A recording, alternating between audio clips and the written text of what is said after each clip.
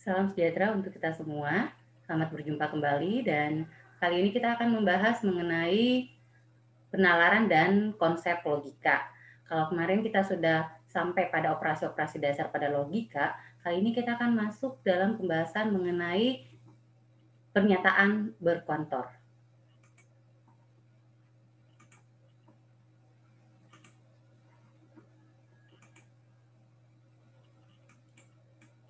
Nah, ini kemampuan akhir yang diharapkan. Sekarang kita masuk materinya, pernyataan berkontor. Jadi, kontor itu adalah suatu istilah yang digunakan untuk menyatakan berapa banyak objek dalam suatu sistem. Jadi, ada berapa banyak objek dalam suatu pernyataan yang disampaikan, ya. Nah, kontor itu sendiri terdiri dari dua jenis. Yang pertama adalah kontor universal. Jadi lambangnya seperti huruf A terbalik, ya.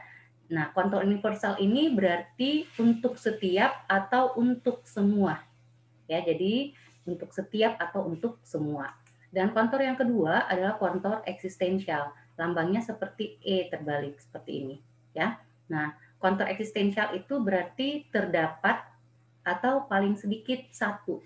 Jadi kalau universal itu semuanya keseluruhan, sedangkan eksistensial itu terdapat atau paling sedikit satu, ya. Oke, kita lihat contohnya. Untuk setiap X, ya ini bacanya untuk setiap X elemen A, ya, maka berlaku sifat P, PX, ya. Jadi untuk setiap X elemen A berlaku sifat PX. Nah, kalau yang kedua, kita lihat contohnya. Ini terdapat X elemen A, kalau terdapat itu selalu berdampingan dengan sedemikian sehingga. Terdapat X elemen A sedemikian sehingga berlaku P. Ya, biasa juga cuma ditulis seperti ini.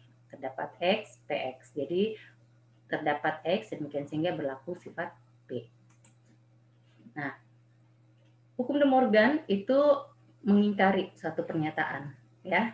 Jadi hukum De Morgan itu lawannya, ya, lawannya. Jadi kita akan mengingkari pernyataan berkontor dengan menggunakan teorema De Morgan.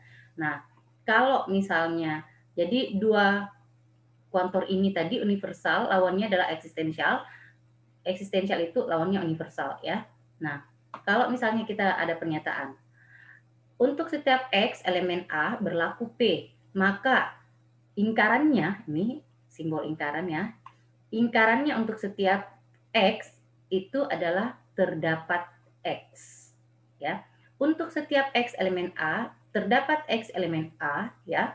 Lawannya berlaku P adalah tidak berlaku P. Jadi untuk setiap X elemen A berlaku P, kalau kita ingkari dia menjadi terdapat X elemen A, sedemikian sehingga P itu tidak berlaku, ya.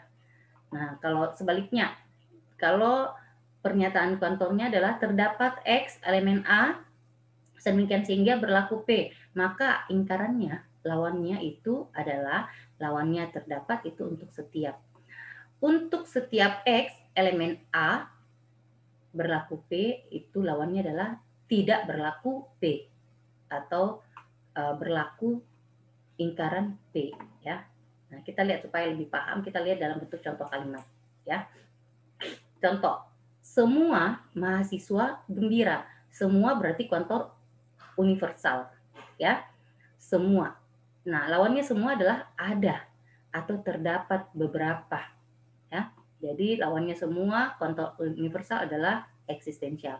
Kalau misalnya saya menyatakan, wah, hari ini semua mahasiswa gembira. Nah, Anda mengingkari pernyataan saya. Tidak deh, Bu. Ada yang tidak gembira. Nah, berarti itu mengingkari, kan? Jadi lawannya semua mahasiswa gembira. Kalau Anda mau bisa membuktikan satu saja yang tidak berlaku P ini, yang tidak gembira, berarti itu sudah mengingkari pernyataan, ya. Jadi lawannya semua yaitu ada, ya. Lawannya gembira, ini tadi P, lawannya adalah tidak gembira, ya. Semua mahasiswa gembira, ada mahasiswa tidak gembira, ya. Kita lihat contoh yang kedua. Contoh yang kedua menyatakan ada mahasiswa jurusan teknik yang di drop out, ya. DO itu drop out. Nah, lawannya ada itu semua. Jadi kalau misalnya saya mengatakan ada teman kalian yang dikeluarkan, kalian ingkari, enggak, semua teman kami tidak dikeluarkan. Jadi lawannya dikeluarkan, tidak dikeluarkan. Sudah paham? Ya. Lawannya untuk setiap, terdapat. Lawannya terdapat, setiap. Lawannya berlaku P, tidak berlaku P. Jadi gembira, tidak gembira. DO, tidak DO. Ya, seperti itu. Nah, sekarang kita lihat contoh yang ketiga. Ini contohnya kalau dalam bentuk kalimat matematik, ya. Jadi untuk setiap X bilangan real, untuk setiap X bilangan real, lawannya adalah terdapat X bilangan real. Pasangannya terdapat itu kan sedemikian sehingga, ya. Terdapat Y bilangan real, itu lawannya untuk setiap Y bilangan real. Ya. Lawannya X tambah Y sama dengan 0, ya, sama dengan lawannya adalah tidak sama dengan 0, ya, tinggal dicoret. Jadi untuk setiap X bilangan real terdapat Y bilangan real sedemikian sehingga X kalau ditambah Y hasilnya 0. Nah, kita ingkari terdapat X bilangan real sedemikian sehingga untuk setiap Y bilangan real, ya, X tambah Y justru tidak sama dengan 0. Kita lihat contoh lain.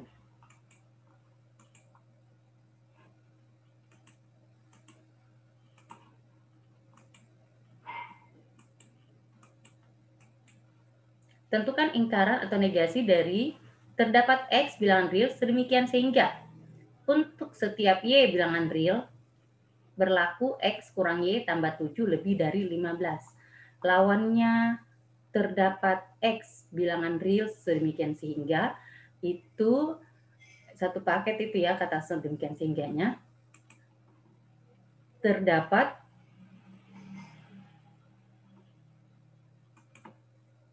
X bilangan real. Lawannya adalah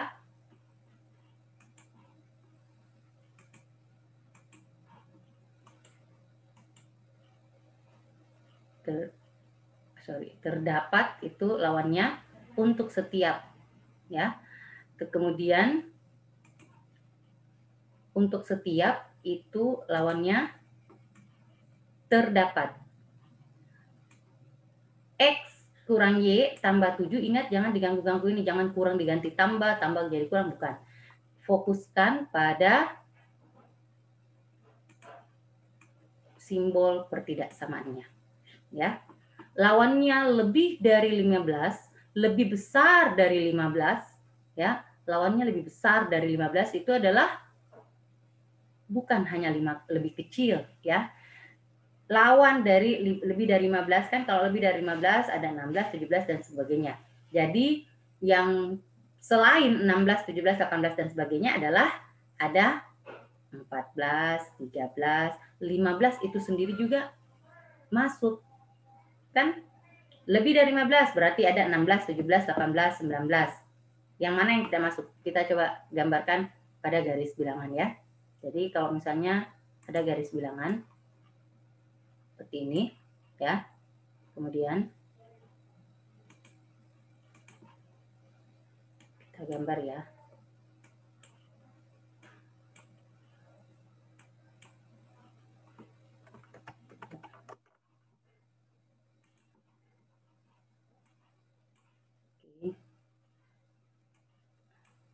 Ada 10, 11, 12, 13, 14, 15, 16, 17,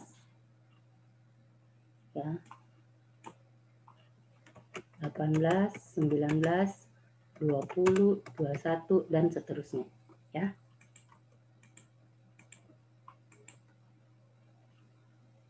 Nah, kalau ada garis bilangan seperti ini,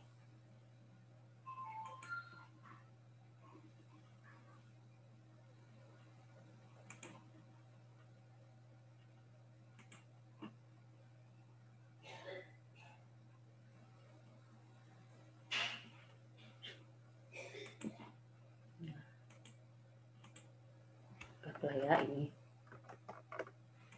10, 11, 12, 13, 14, 15, 16, 17, 18, 19, 20. Agak lurus ya.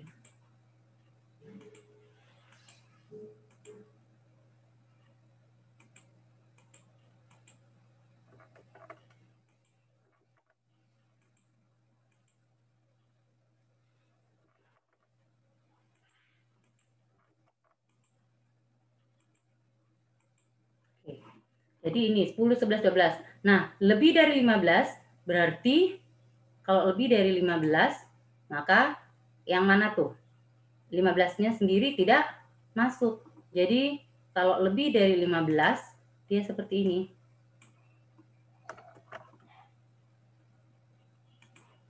Ya. Lebih besar dari 15 berarti dia ke sana. Ya, 15-nya itu sendiri tidak masuk. Karena kalau 15 pas berarti kan tidak lebih kan? Nah, maka selain di atas 15 itulah ingkarannya, lawannya.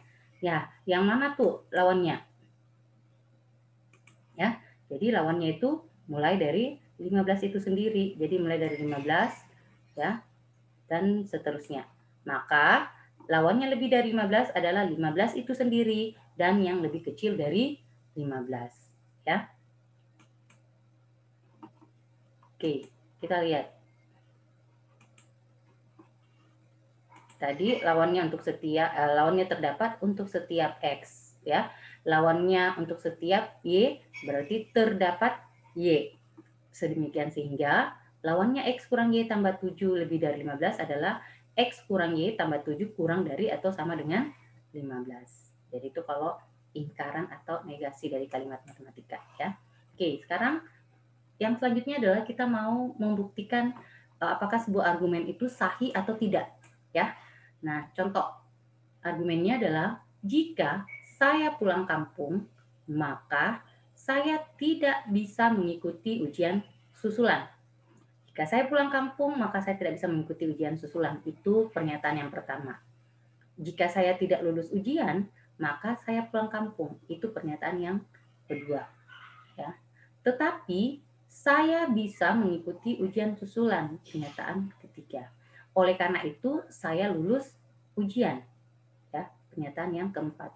Nah, kata oleh karena itu menunjukkan sebuah kesimpulan ya atau konklusi. Nah, kita mau melihat apakah konklusi yang diambil oleh pernyataan ini sah atau tidak. Ya, jadi ini adalah kumpulan dari pernyataan-pernyataan itulah yang dinamakan argumen. Ya. Nah, kita mau periksa apa argumen ini sah atau tidak. Nah, dari semua pernyataan ini, argumen ini, kita akan ambil pernyataan-pernyataan tunggalnya. Yang tunggalnya, ingat kemarin ya, yang mana tunggal, mana jemuk. Kalau jika maka itu berarti dia majemuk. Oke, jadi pernyataan tunggalnya yang pertama adalah saya pulang kampung nih. Saya pulang kampung.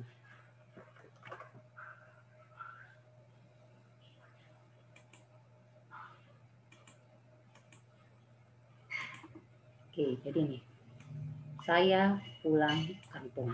Pernyataan kedua adalah saya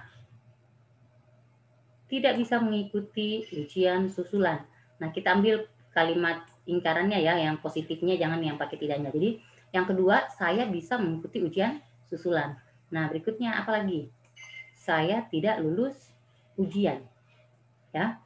Saya pulang kampung sudah tadi, saya bisa ikut ujian sudah tadi, saya lulus ujian sudah. Berarti pernyataan tunggalnya hanya ada 3. Jadi misalkan pernyataan pertamanya saya pulang kampung. Ya.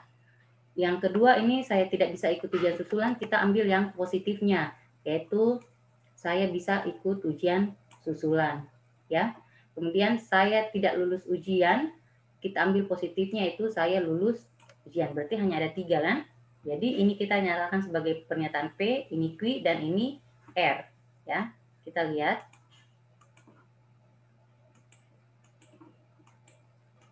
Ya, Kita misalkan pertama P itu saya pulang kampung, Q itu saya bisa mengikuti ujian susulan, R itu saya lulus ujian.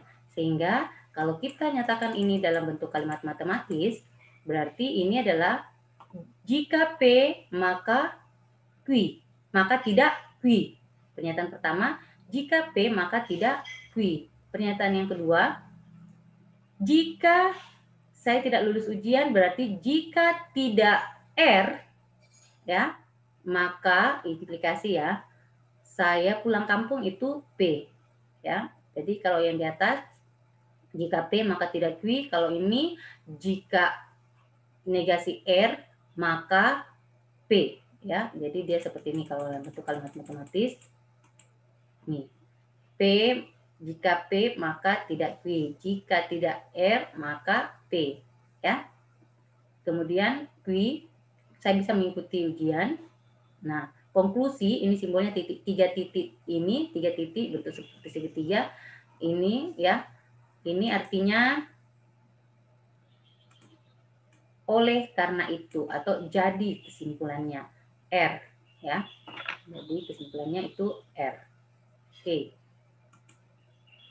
Nah, untuk membuktikan ini bisa juga dinyatakan dalam bentuk tabel, ya. Tabel kebenaran, nilai kebenaran. Nah, kita lihat karena ada 3 pernyataan, berarti ini pernyataan P, Q, dan R. Ya. Nah, P1 itu tadi premis yang pertama, ini premis. Jadi ini namanya premis. 3 ini.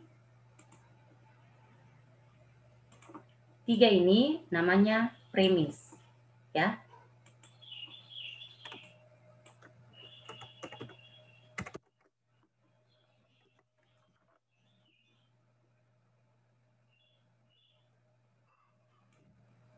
Jadi ini namanya premis. Sedangkan yang ini namanya konklusi, kesimpulan. Ya. Conclusion. Ya, jadi ini premis, yang ini konklusi. Nah, yang pertama kita premisnya dulu ya. Jadi ada P, Q, dan R. Kemudian kita cari negasi Q-nya dulu. Ya. Cari juga negasi R. Nanti yang premis yang pertama adalah jika P maka negasi Q. Kalau premis yang kedua adalah jika R maka negasi P, dan premis yang ketiga adalah Q. Nanti ini konklusinya. Oke. Ya, jadi perhatikan yang mana premis, mana konklusi. Kita lihat hasilnya. Tadi PQR, kemudian ini negasi Q dicari dulu supaya kita bisa dapatkan premis pertama. Jika P maka negasi R. Kemudian untuk dapatkan premis yang kedua, maka cari dulu negasi R, lawannya R. Kemudian premis yang kedua adalah jika tidak R maka P. Nah, selanjutnya untuk membuktikan konklusinya, maka kita gabungkan dulu semua premis. Premis 1, premis 2, dan premis 3 itu tadi Q, kita gabungkan menjadi sebuah pernyataan yang dihubungkan dengan konjungsi dan. Premis 1 dan, premis 2 dan, premis 3. Jadi ini, nah nanti hasilnya, hasil konjungsinya itu kita jika premis maka konklusi. Konklusinya tadi itu R. Ya, ini tadi konklusinya R. Nah, kita mau buat tabelnya ini. Sekarang caranya isi seperti ini. PQR. Kemarin sudah kita bahas ya, kalau ada 3 pernyataan berarti pernyataan terakhir itu berganti-ganti benar salah itu sebanyak 1 kali. Berarti benar, salah, benar, salah, benar, salah, benar, salah. Pernyataan Q itu benar-benar, salah-salah, benar-benar, salah-salah. Pernyataan yang paling pertama itu 4 kali B, 4 kali S. Ya, kan begitu. Kalau 3 pernyataan berarti ada 8. 2 pangkat 3 itu 8. Ya. Nah, sekarang sebelum kita mau cari premis yang pertama, maka kita tentukan dulu negasi R, negasi Q. Jadi lawannya BB SS itu adalah SS BB, BB SS SS BB. Ya. Kemudian jika P maka negasi R itu premis yang pertama, ya.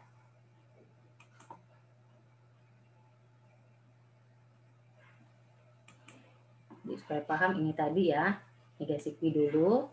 Lawannya BB SS BB SS adalah ini.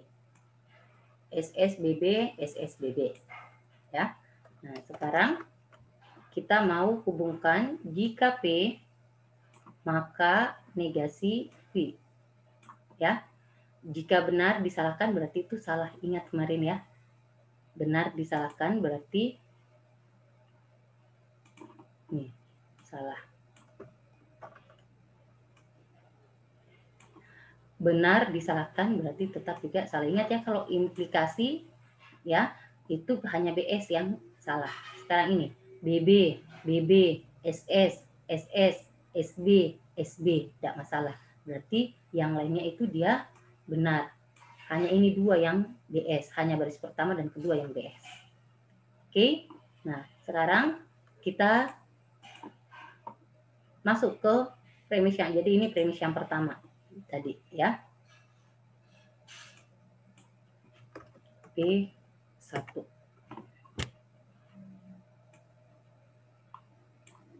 Nah, sekarang negasi R. Jadi kita lihat R-nya. Ini R-nya. BS, BS, BS. Negasinya adalah SB, SB, SB, SB, SB. Ya. Nah, premis yang kedua.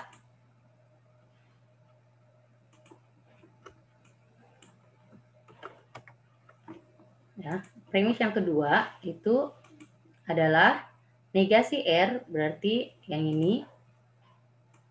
Jika negasi R, maka P. Nah, ini tidak boleh kita balik ya.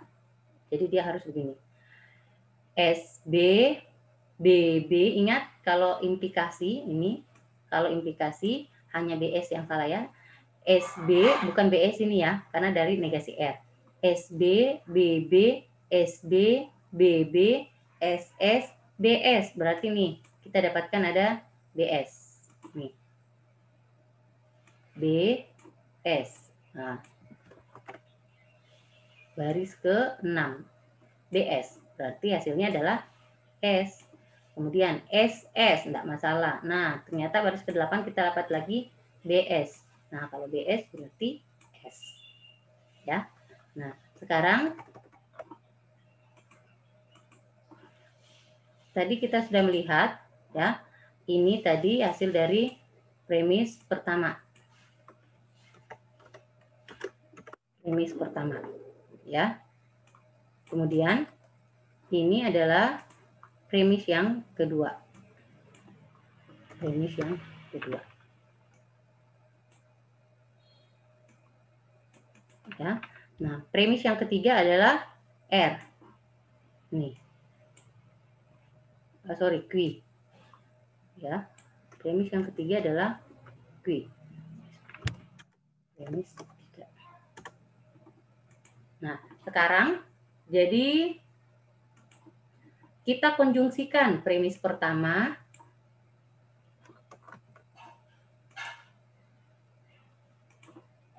yang pertama dengan premis yang kedua dengan premis yang ketiga. Nih. Ya, ingat konjungsi itu berarti kalau benar semua baru dia bernilai benar. Kalau ada satu saja atau semuanya salah satunya yang salah maka pasti dia salah, ya. Jadi kita cek BSB, ada S-nya berarti S. BS, pokoknya kalau ada S di kolom manapun, maka dia pasti S. Nah, ternyata hanya yang ini yang benar semua. Ini benar.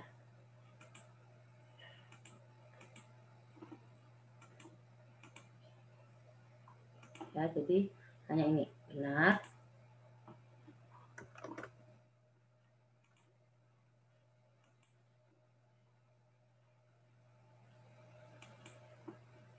Ini benar, ini benar, ini benar.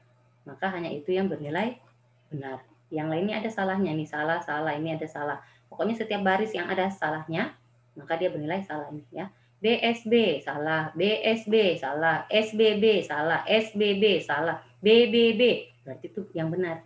BBS ada S-nya berarti salah. SBB salah, SBS salah. Pokoknya kalau ada salahnya pasti dia salah.